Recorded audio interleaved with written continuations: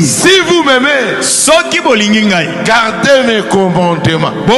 Si tu aimes Dieu, tu dois garder ses commandements. Après, lui va prier le Père pour nous donner notre consolateur. Le consolateur, il était en Jésus. Jésus a dit, celui qui m'a vu a vu le Père. Qu'est-ce que le Saint-Esprit?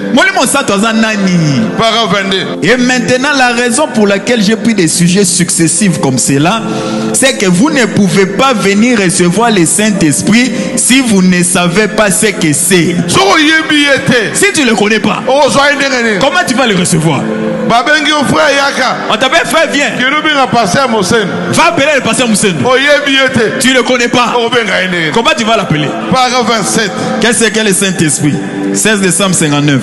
Pour commencer, il y a les chrétiens qui font profession d'être chrétiens. Mais si ces chrétiens n'ont pas encore été remplis du Saint-Esprit, il est seulement en voie de devenir un chrétien. C'est une personne disciplinée. Il vit dans une discipline. Il se conduit bien. Il ne tombe pas. C'est pas le Saint-Esprit. C'est juste une discipline. L'homme riche était discipliné. C'est qui lui manquait. De discipline. L'homme discipline. Oh, il est bien. Pas de problème. Il faut tu dois avoir la chose comme ça va tout bien. Bien à you. Ton bien. La discipline est fabriquée. Et ça, voilà, comme il s'allait liomoko. Or, il doit entrer en toi. Pour te donner la vie. Pour que Dieu te reconnaisse. Il va se retrouver Dieu doit se retrouver en toi. Ce n'est pas ta discipline là. Qu'il voit que ce que tu as, c'est lui qui a placé ça. Amen. Dites Amen. Amen. Dites Amen. Amen. Oh, moi je suis saint. Oui. Ma bête, hein? On ne refuse pas. Mais que ça ne soit pas l'apparence. Dieu en toi. On a grandi.